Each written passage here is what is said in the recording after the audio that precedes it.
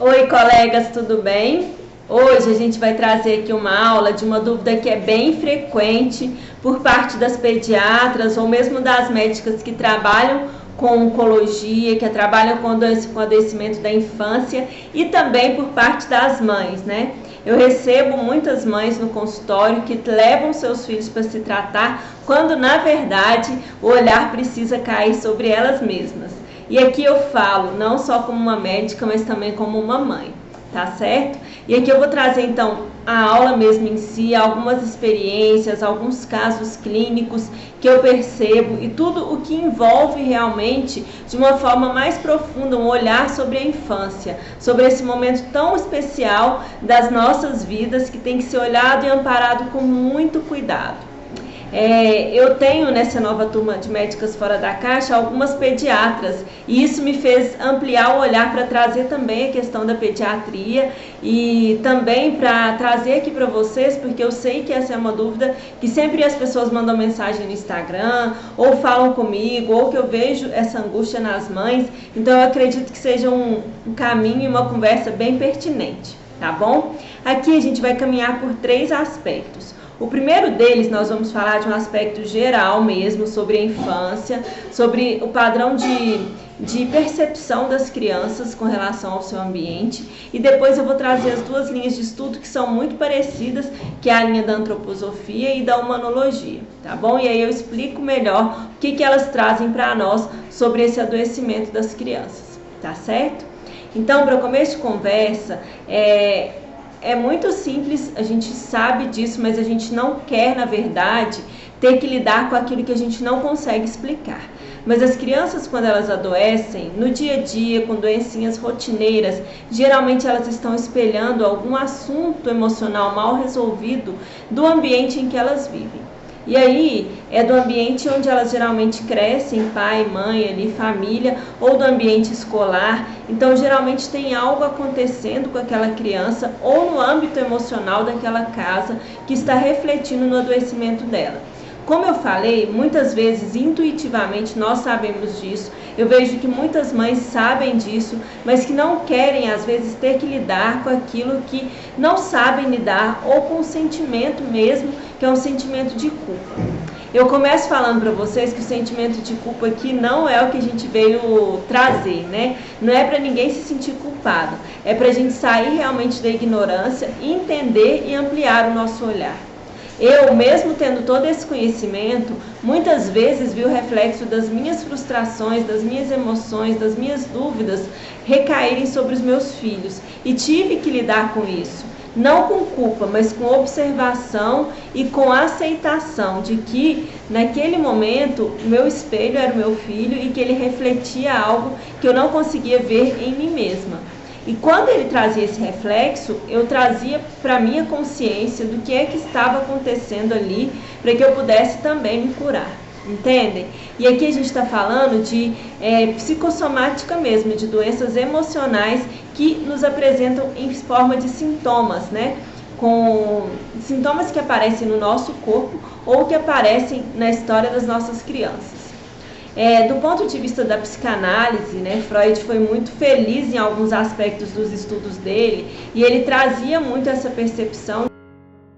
Do ponto de vista da psicossomática, as crianças realmente elas não têm onde expressar aquilo que elas percebem no campo emocional, né? E quem tiver dúvidas sobre o que é campo, quando eu falo essa palavra, dá uma olhada nas aulas sobre autocura e sobre energia, que eu falei um pouquinho mais sobre isso.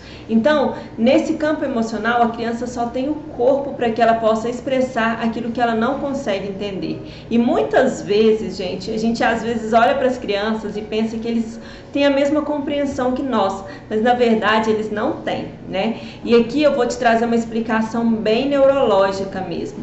Até os 7 anos de idade, mais ou menos, nós temos um tipo de onda que se apresenta ao eletroencefalograma, que é o tipo de onda chamado de delta, que é uma onda mais baixa, né, de frequência mais baixa, que é semelhante à onda que a gente atinge quando está em processo de uma certa hipnose, de meditação.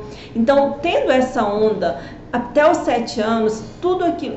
Por que é assim, né? Acredita-se que seja assim porque nesse período, até os 7 anos, nós aprendemos muito mais do que depois. É o período de maior aprendizado. É o período em que a nossa cabeça aumenta muito de tamanho, em que nós registramos ali muitos processos de aprendizagem nesse período. E é por isso que essas ondas favorecem mais ainda a aprendizagem de uma forma integral. A criança, ela aprende por imitação, por percepção, por integração. Ela não aprende, né? Até os 7 anos, ela na verdade nem lê geralmente, né? Nem lê, nem estuda. Ela aprende pelo que ela sente, é pelos órgãos dos sentidos. Então, isso aí, nessa frequência de onda, é justamente para que essa aprendizagem seja mais sucinta, seja mais direta, e é por isso que é tão forte tudo aquilo que a gente vive até os 7 anos. Os nossos hábitos principais são formados até os 7 anos de vida, e depois a gente fica aí com muita dificuldade de mudar o que aconteceu até os 7 anos.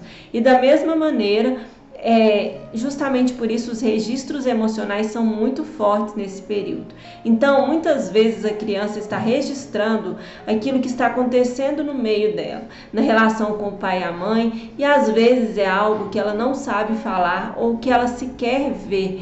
Por quê? Porque é algo que acontece no mundo dos adultos. Mas como ela registra tudo de uma forma emocional, ela consegue perceber aquilo e registrar na forma como ela se comporta ou com os sintomas que ela apresenta.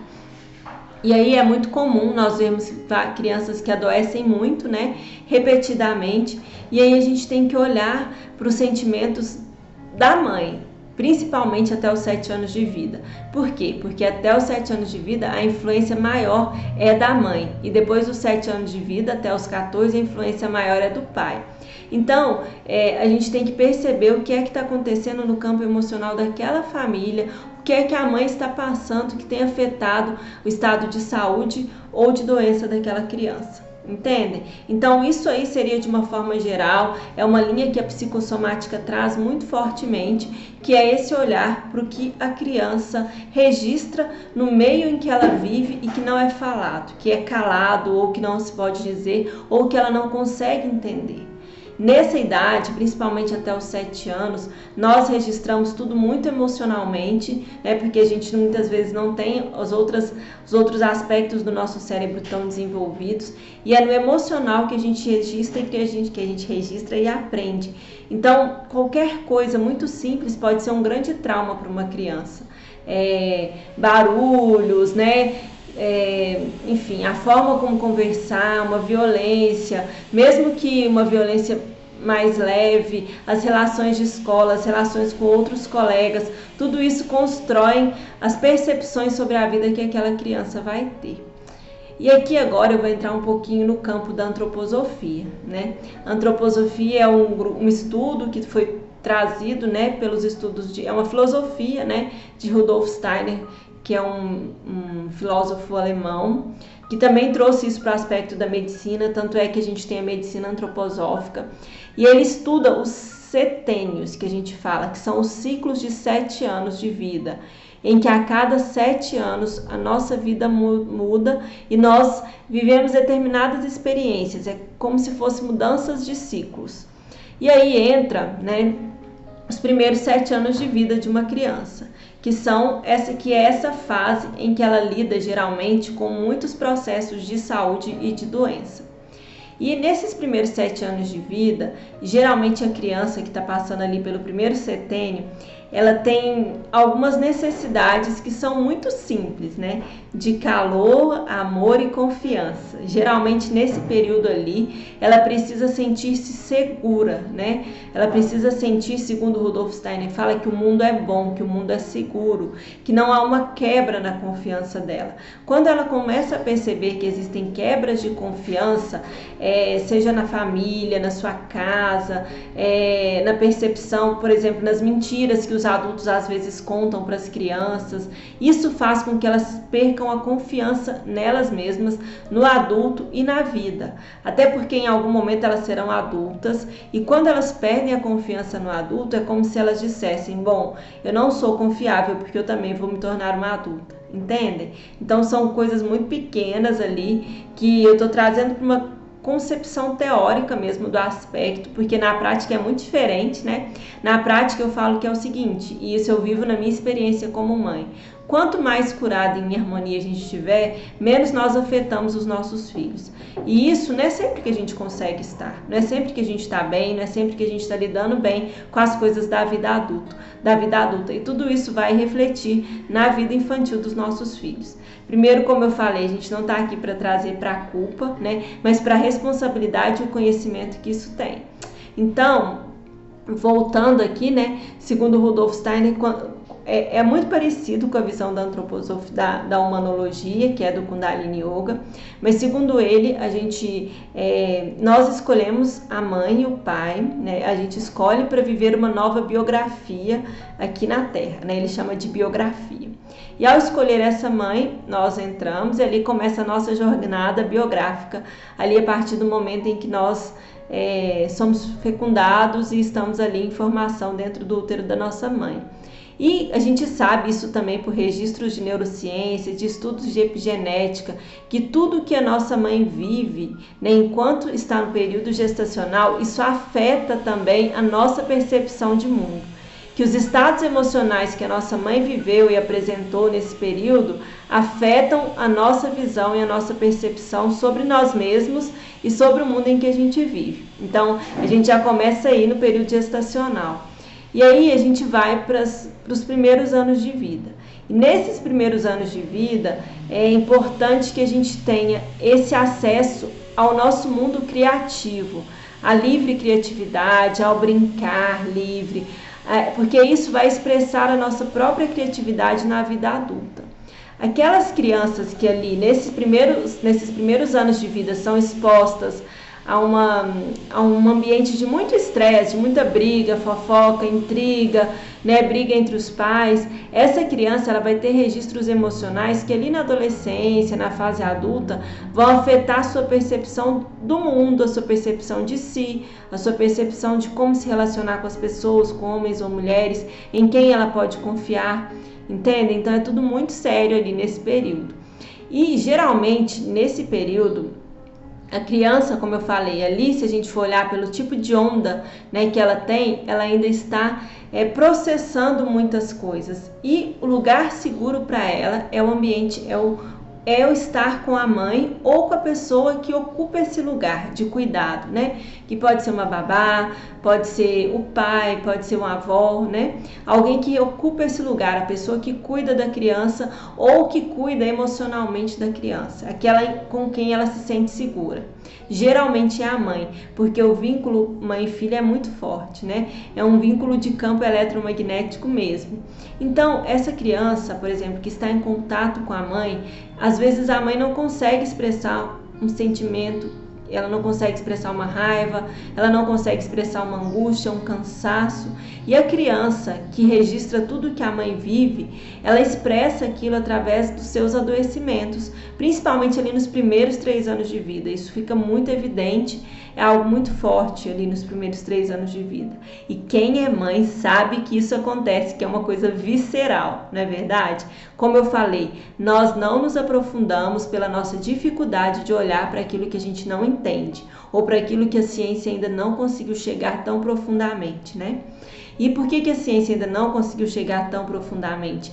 Porque são estudos de psicologia, de mente, de alma, e a nossa ciência ela ainda tem um enfoque muito materialista e ainda não conseguiu ampliar para esse lugar. Mas mesmo assim a gente já tem esses estudos aí que mostram neurocientificamente mesmo como funciona o cérebro de uma criança e de um adulto e como as crianças registram em processo de aprendizagem tudo o que acontece no seu meio. Enfim, a gente já tem isso, né? E a gente já tem essa percepção. Então, é muito sério que isso aconteça mesmo, né? Que isso tenha esse olhar ampliado, que a gente possa trazer essa percepção para nós, trazer essa percepção para a nossa vida. Enfim, como eu estava falando, então, com relação a esses primeiros 7 anos dentro da antroposofia, esse primeiro setênio é isso. O que a criança tem que registrar é que o mundo é bom, que o mundo é um lugar de segurança, que ela tem o apoio e o amor dos seus pais ou de alguém que exerça esse papel, que cuide dela. É também nessa primeira infância, segundo Rudolf Steiner, tá, gente? E aqui eu trago a percepção da antroposofia, porque a forma como ele fala é uma forma que talvez não tenha assim um embasamento, né? É uma filosofia mesmo. E ele fala que nesses primeiros 7 anos nós estamos trocando as proteínas, que nós recebemos as proteínas da nossa mãe, principalmente, né? E que a gente precisa expurgar essas proteínas velhas para dar lugar à formação do nosso próprio corpo. E que isso acontece num processo que vai liberando, principalmente através de doenças de pele, doenças exantemáticas ou doenças purulentas, doenças infecto-contagiosas.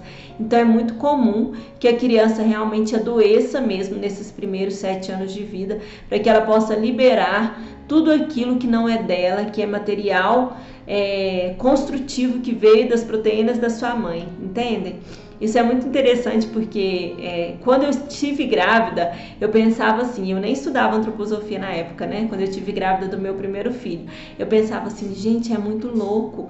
Ele está usando a minha matéria-prima para se formar, os tijolinhos do meu corpo, dos meus sais minerais, das minhas, né, de tudo, dos meus sais, dos meus... do meu material todinho é o que está dando a matéria-prima que está gerando e formando essa criança, né? Então eu tinha essa percepção e, enfim, quando o Rudolf Steiner falou isso, eu entendi tudinho. Por quê? Porque aquela criança foi gerada a partir de mim e ela precisa meio que liberar aquelas células, segundo ele, aquelas proteínas que ela adquire ali no período gestacional para que ela possa ter as suas próprias proteínas. E isso acontece no período dos primeiros 7 anos de vida. Por isso a presença de tantas doenças exantemáticas, tantas doenças purulentas, e é importante porque é como se fosse um processo de limpeza. Um outro aspecto que ele fala é que hoje, como a gente tem isso não foi ele que falou, minto, né? É uma reflexão que a antroposofia traz, que hoje a gente, com os estudos de outras pessoas que vieram depois dele, tá certo?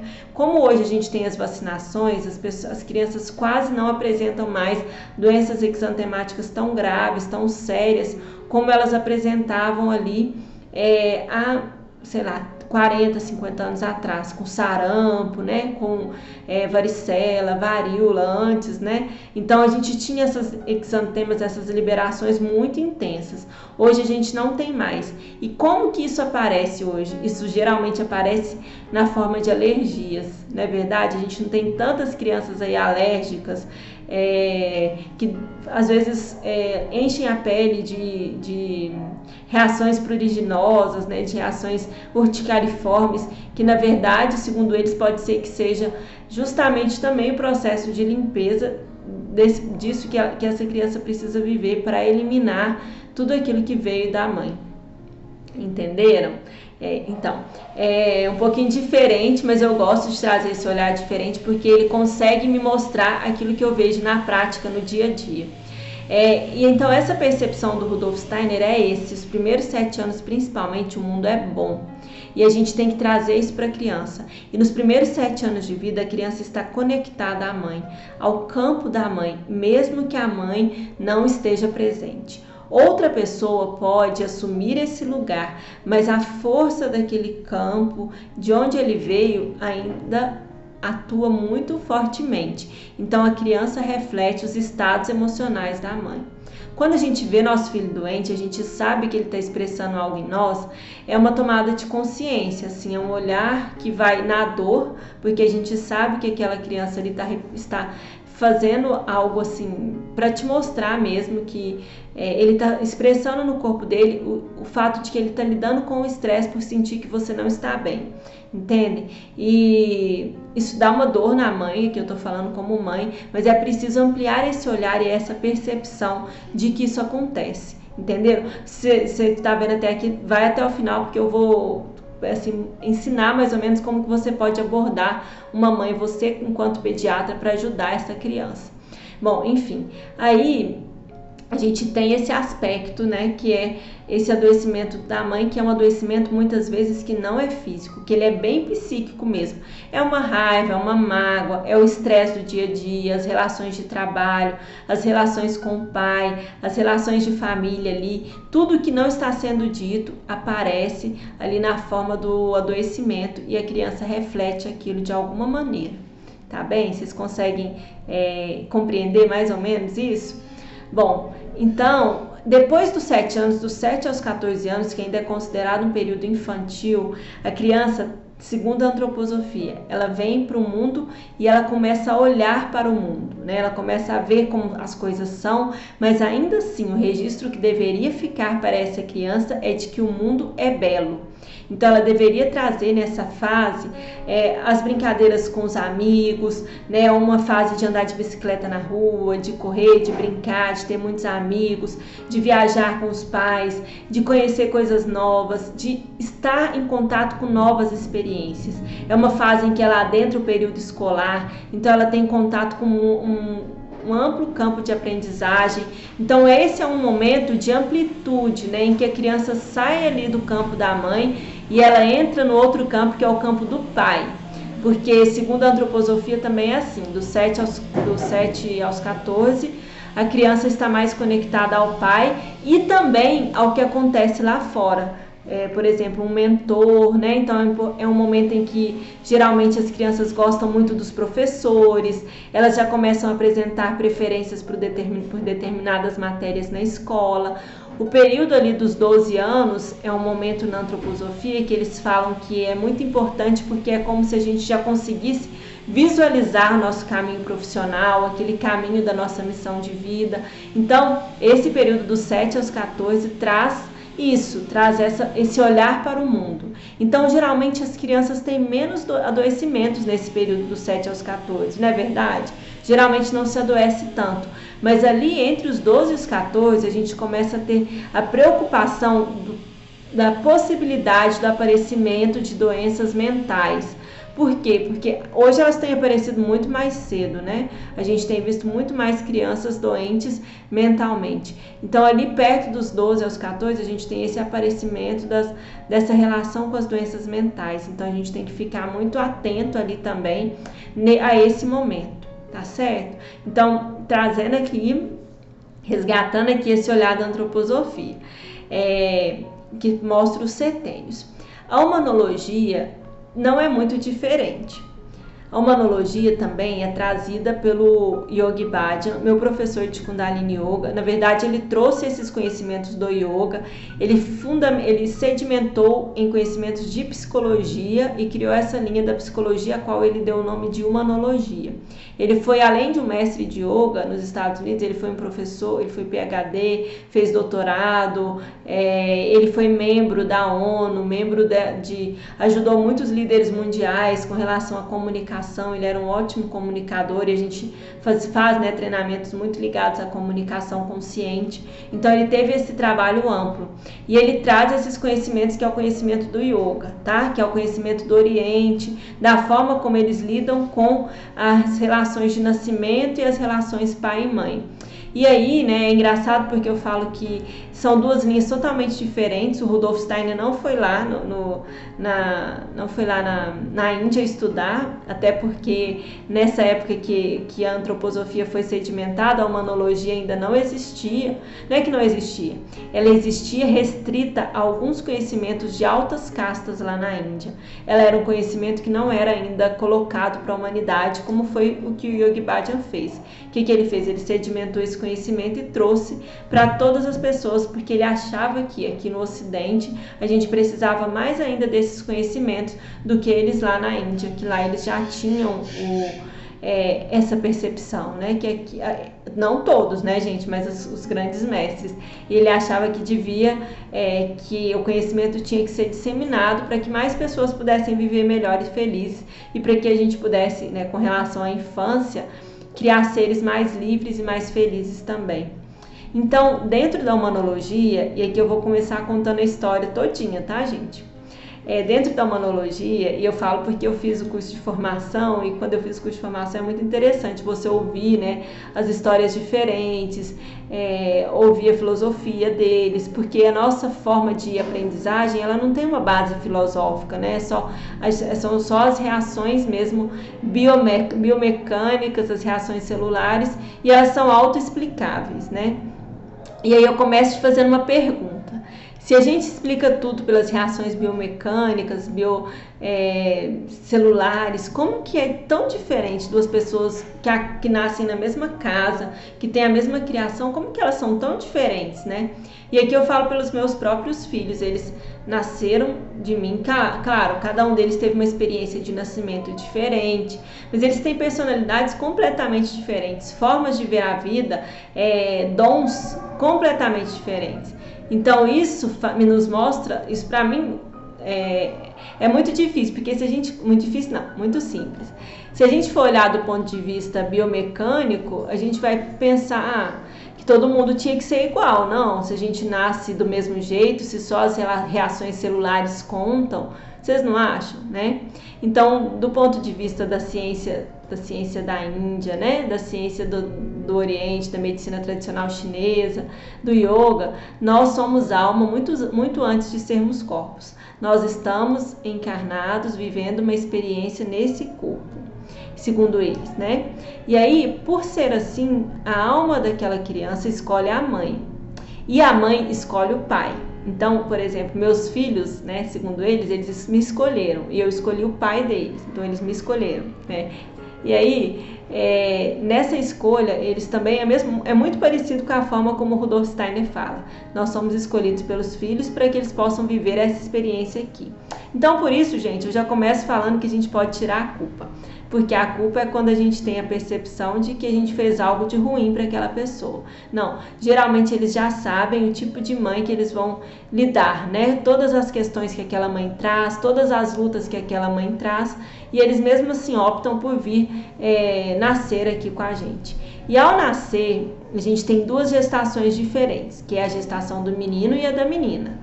E a gestação da menina, geralmente, é uma gestação, segundo os indianos, né, segundo a humanologia, em que ela não se sente diferente da mãe. Por quê? Porque aqueles hormônios da mãe, eles vão, inclusive, ser os mesmos hormônios que ela terá na vida adulta. Então, é como se fosse um reconhecimento. E ao nascer uma menina, ela olha para a mãe e ela se reconhece. Por quê? Porque ela vê ali uma psique feminina, né? Como a dela. Então ela se reconhece e ela fica em paz. Com o menino é diferente. O menino, eles chamam, né, no Kundalini Yoga de banho ácido, o banho hormonal que aquele bebê recebe ali durante a gestação da mãe. Por quê? Porque ele entra em contato com a psique feminina e com todos os hormônios femininos que estão ali ativos durante o período gestacional. E que isso é meio que chocante para o menino, por quê? Porque ele não tem aquilo impresso na história evolutiva dele, do masculino, né? Então, ao nascer a criança, o menino, ele olha para a mãe e ele não se reconhece. Por quê? Porque é uma psique feminina olhando para uma psique masculina. E isso independe das escolhas, não, né? De se ele vai no futuro ser um menino homossexual ou não. Não tem nada a ver isso, entendeu? É só uma questão de psique mesmo, de energia do feminino e do masculino. E aí ele faz esse olhar e ele não se reconhece. Então, para o menino, ele vai para o mundo com mais insegurança do que a menina. Por quê? Porque ele não se reconheceu ali no nascimento, naquela pessoa que o amparou. Então, tem algumas técnicas que eles falam lá, tipo a meditação mesmo durante a gestação, a criança, o menino entrar em contato com artes ali na primeira infância, com a meditação, com a música, para que ele possa acessar melhor essa psique feminina e ter um feminino e um masculino mais curado ao longo da vida. Dentro das tradições do yoga, e depois a gente vai falar sobre isso, sobre a primeira cura que a gente vai fazendo ao longo da vida, são essa cura do feminino e do masculino. E aí o menino, ele já nasce ali, então ele já vem para a nossa cultura com esse olhar de que eu sou um menino e nasci de uma menina, né? Então, como eu vou lidar com isso? E aí isso já é um pouco mais difícil para o menino do que para a menina, tá certo? Só tô contando a historinha mesmo do que eles falam, que fez sentido para mim nesse olhar quando eu fui aprofundando meus estudos e as minhas percepções. Claro que às vezes a gente explica de outras maneiras, mas esse olhar assim da humanologia, ele faz sentido para mim, sim. Como eu falei, é interessante porque esses estudos do masculino e do feminino também a gente percebe na psicologia junguiana, né? E a gente percebe também em outras linhas, tipo no Yin e no Yang dos chineses, né? E, enfim, por isso que eu falo que é impossível não ser verdade, já que várias linhas totalmente diferentes, linhas filosóficas, elas falam as mesmas coisas em lugares diferentes onde elas não se conheceram, entende? Então isso para mim já é uma comprovação de que existe sim uma sabedoria ali, que mesmo que a gente não consiga racionalizar, a gente precisa ter um respeito. Bom, então dentro desses conhecimentos da humanologia, essa criança ao nascer, ela tem ali o campo eletromagnético mesmo da mãe, cobrindo-a e protegendo-a nos seus 3 primeiros anos de vida, principalmente. Esse campo da mãe, ele vai até os 7 primeiros anos de vida, mas ali nos 3 primeiros anos é muito forte. Por quê? Porque a criança ainda não tem a formação do seu campo eletromagnético. E aí, todo estado emocional alterado da mãe afeta o filho. E aí ele adoece, e aí ele tem os comportamentos que não são esperados de uma criança, ou que a gente queria que fosse diferente, né? A gente queria tanto que nosso filho fosse diferente, né? Que a gente conseguisse ensinar para eles a comer bem, sendo que eles estão refletindo coisas que são nossas, né?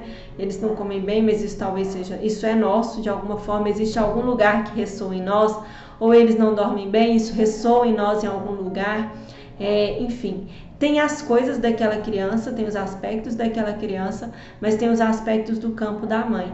E aí na humanologia isso acontece principalmente nos 3 primeiros anos de vida, e a partir dos 3 primeiros anos de vida sofre influência do campo do pai, que vai até os 7 anos. E a partir dos 7 anos a criança é mais livre e ela já tem a formação do seu próprio campo, mas ela ainda busca amparo até os 21 anos no campo dos seus pais, entendem?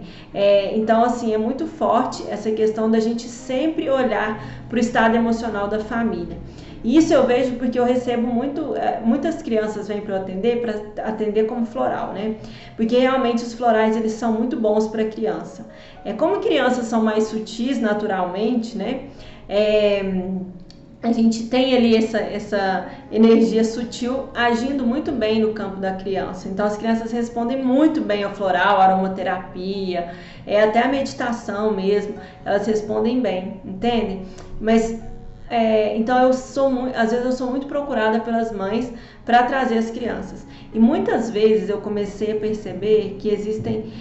no começo eu atendia junto com a criança, né? Às vezes eu peço para trazer a criança na segunda consulta. Ou então na primeira, às vezes leva a criança na primeira, a gente dá uma olhada para eu sentir mesmo o campo daquela criança, mas o campo dos pais já me diz muito sobre a questão da criança. Então a família chega, eu olho e a gente tem sempre que ampliar o olhar para a família. Então quando a gente trata, né, como pediatras que tratam muito crianças, fazer esse olhar ampliado, fazer esse olhar para o que está acontecendo com a mãe, nos aspectos da mãe, o que está acontecendo com o pai, e aí a psicologia abraça muito isso também, né, na questão quando a criança tem conflitos, a gente sempre sabe que ela está refletindo algum processo ali da família, né? Eu me lembro de quando meu filho fez 3 anos, é muito interessante, gente, muito mesmo, quando a gente amplia esse olhar, eu consigo ver todos os aspectos que meus filhos estão apresentando, aquilo que é meu, sabe? E hoje eu vejo isso como oportunidade de cura. No começo eu ficava meio, ai meu Deus, como eu sou ruim, o que eu tenho que fazer para meus filhos melhorarem e tal. Hoje não, hoje eu vou para um aspecto, não, deixa eu me empoderar desse lugar aí para eu fazer alguma coisa nova. Claro que nem sempre a gente consegue atuar, porque a cura parte da mãe também, né? E nem sempre, vou repetir, gente, nem sempre os pais estão abertos, porque é muito difícil. para eles aceitarem algo que eles têm dificuldade, difícil compreensão. Por isso eu acredito que uma aula para os pais nesse sentido é importante, entendeu? Eu faço isso, eu converso, eu dou uma mini aula ali de uns 20 minutos falando tudo isso que eu estou falando aqui para vocês. Por quê? Para que eles possam ter uma nova visão, um novo olhar sobre o adoecimento dos próprios filhos. Então, quando o Gabriel fez 3 anos, eu percebi, foi muito interessante, eu trazia já, eu pensei, nossa, o Gabriel está fazendo 3 anos e ele está saindo do meu campo eletromagnético, uma coisa assim, né? Ele ali nos 3 anos de idade, eu lembro que eu pensei, nossa, ele está saindo do meu campo eletromagnético, né? E eu estava fazendo uma uma semana de detox alimentar, detoxificação. A gente fazia, eu e meu marido, a gente fazia algumas vezes esse detox com uma nutricionista aqui da nossa cidade, super recomendo, em que a gente fica uma semana lá se alimentando com alimentação viva, sabe? É uma limpeza bem profunda, bem interessante mesmo. E aí, ali, meu filho, no 3º dia, bem quando no 3º ou 4º, não lembro, ele teve uma crise de broncoespasmo. E ele tem, às vezes, crise de broncoespasmo mesmo. Hoje, quando ele passa por situações ligadas às questões dele, né? Igual tem uma live aí atrás que eu falei das emoções, em que eu contei o fato de que ele teve crise ali agora quando se separou da colega que ele gosta muito. Então ali ele teve uma crise de broncoespasmo ali nos 3 anos, no dia do aniversário dele. E eu lembro que eu fiquei arrasada, né? Falei, nossa, o que esse menino tá limpando aí, né, nesse menino? E eu me lembro que nessa sessão nesse grupo, né, que estava fazendo esse processo alimentar, estava a minha professora, né, de antroposofia, que é a doutora Tânia, e a gente, na época, a gente estava fazendo o curso, eu estava fazendo o curso ainda, e ela sempre foi muito perceptiva, ela só colocou a mão aqui no meu chakra laríngeo e falou assim, é esse lugar aí que ele está refletindo, é onde você precisa melhorar, você precisa se empoderar e tomar poder de quem você é, e para poder ajudar seu filho. E eu fiquei com aquilo, nossa, que droga, né? É um saco quando a pessoa fala assim, não é?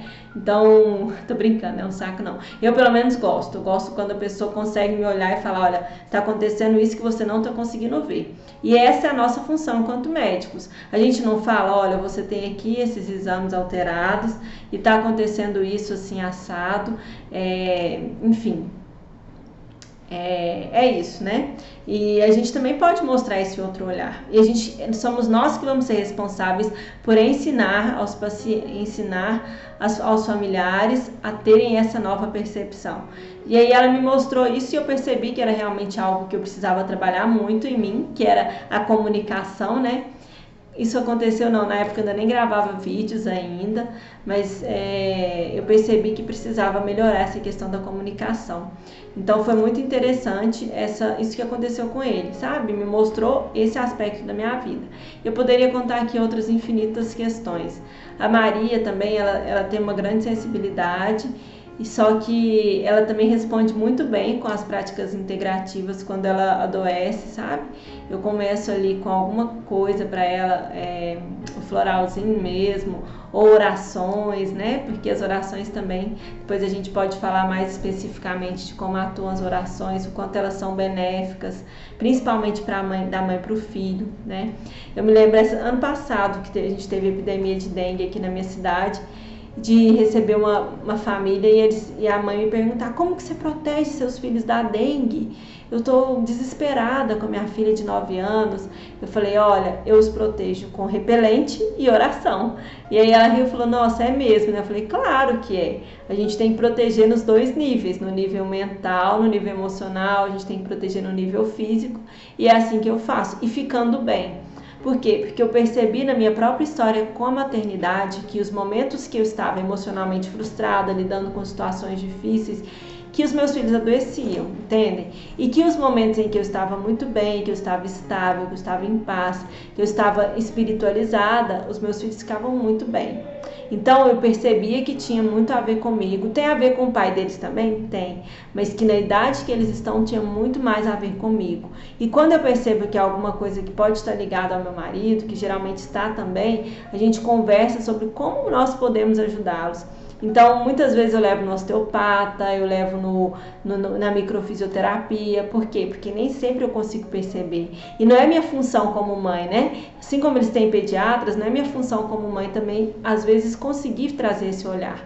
Então, vocês como pediatras vão receber as mães aí, muitas vezes desesperadas pelo adoecimento dos filhos, crianças com doenças de repetição, crianças com doenças graves. O que a gente tem que fazer? Bom, aqui tem essa questão aqui que eu falei todinha, é relacionada ao adoecimento da infância mesmo, as coisas que acontecem na infância. E com relação às doenças graves, aquelas doenças que a criança já vem, né, com alterações importantes do DNA, né? Tanto as duas filosofias que eu trouxe, a antroposofia como a humanologia, são categóricas, né? No seguinte sentido, são processos da própria criança e que a família precisa viver, que estão relacionados à alma daquela criança e à experiência que ela tem que viver naquela vida e a sua família também, entende? Então, assim, não necessariamente elas estão limpando o karma, né? Não necessariamente é isso, mas naquele momento, naquela biografia, como diz Rudolf Steiner, aquela criança precisa passar pela experiência daquele adoecimento grave. Por quê? Por uma questão do espírito dela, da alma dela e das pessoas envolvidas no cuidado dela. Então, essa é a informação que a gente tem dessas linhas filosóficas. Elas falam só isso porque é só isso mesmo. Não tem muito o que florear, não tem muito o que aprofundar, né? Existem questões que são ligadas ali àquela família e que precisam ser vistas. Então, são experiências, né? Se a gente for para o lado do budismo, né? O budismo fala que tudo aquilo que a gente veio viver são simplesmente experiências. Não existe bom, não existe mal, não existe errado, certo. São experiências. É como se a gente estivesse vivendo ali um filme. Naquele momento nós estamos encenando aquela peça e vivendo aqueles atores. Para quê? Para que nossa alma, que é eterna, viva aquela experiência e aprenda com ela. Então, todas essas linhas filosóficas, e eu estou falando dessas linhas filosóficas porque a nossa não tem uma explicação para isso, não é mesmo? A nossa explicação é genética, é malformação e é aleatória. Então, essa é a nossa explicação. Mas a gente sabe que ela é superficial. E aí, as explicações, você pode, se você lida com uma doença grave de um paciente, você pode trazer esse olhar, não impondo. Isso aqui não é religião, isso aqui não tem nada a ver com religião. Isso aqui são diferentes percepções de mundo, né? A gente sabe que as nossas escolhas, a forma como a gente vive a vida, ela está centrada na forma como a gente vê o mundo. E são diferentes percepções de mundo.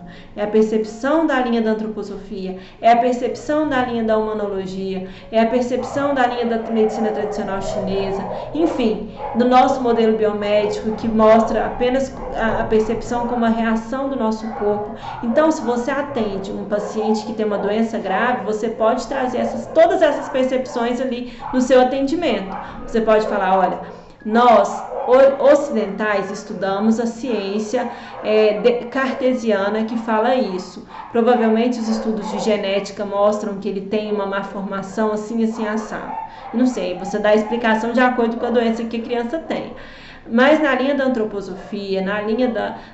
Você pode até falar, eu não estudo profundamente essas doenças, mas eu ouvi um vídeo, eu li um assunto sobre isso, em que na linha da antroposofia a criança passa por essa situação por uma necessidade de aprendizagem dela e da família, em que ela veio nessa condição sabendo que viria, escolhendo aquela mãe e em paz por passar por aquela situação. Que às vezes a gente se revolta aqui na vida, né? Por quê? Porque a gente não tem uma compreensão profunda da vida da alma, né? A gente tem uma percepção diferente. Então, é normal a gente se revoltar, é normal a gente se entristecer, mas a real é bem essa, né? Se a gente aqui falando de doenças graves, aqui falando das doenças mais simples do dia a dia, são essas percepções dos estados emocionais da mãe, do pai, da casa, de quem cuida. O que é que está acontecendo ali naquele ambiente? Entende? Eu atendi há muito pouco tempo atrás uma criança de 7 anos, que era uma criança adotiva, em que ela trazia claramente algum estado psíquico da mãe. Eu não consegui aprofundar porque eles não voltaram muito nas consultas. Eu cheguei a conversar com a psicóloga dela, que foi quem me encaminhou, e a falar, olha, você pode me ajudar nisso e tal, porque eu percebo que tem alguma relação ali que ela está espelhando, que é como se tivesse um segredo naquela casa, sabe? É como se tivesse algo que não pode ser dito. E isso reflete como ela tem infecções urinárias de repetição. Ela tem ali com 7 anos de idade nenhuma justificativa para ter nada, nenhuma alteração em mucosa da bexiga, nenhuma alteração em celularidade, nenhuma alteração anatômica que justifique, nenhuma alteração microbiológica que justifique, mas ela tem infecções urinárias de repetição que melhoraram após a abordagem com florais. E porque melhoraram algumas reações emocionais que ela tinha e tal, mas alguma coisa ainda existe que eu não consegui adentrar, entendeu? E eu passei isso para a família, eu falei, olha, ela provavelmente está refletindo algo, geralmente o campo da bexiga ali está ligado às relações ligadas talvez com o pai e a mãe, e talvez seja com os pais biológicos, que mesmo que não seja quem estão criando, pode ser que ela reflita o campo daquela mãe biológica ainda, entende? Isso é bem mais profundo, não é mesmo? Dá matéria pra gente conversar ainda muito. E olha que eu ainda não estudei profundamente constelações familiares, que é algo que eu quero também conhecer mais. Só que, enfim, na prática e na base, mesmo que você fale, não sei nada disso que você está falando, eu estou super confusa, parece que eu sei superficialmente.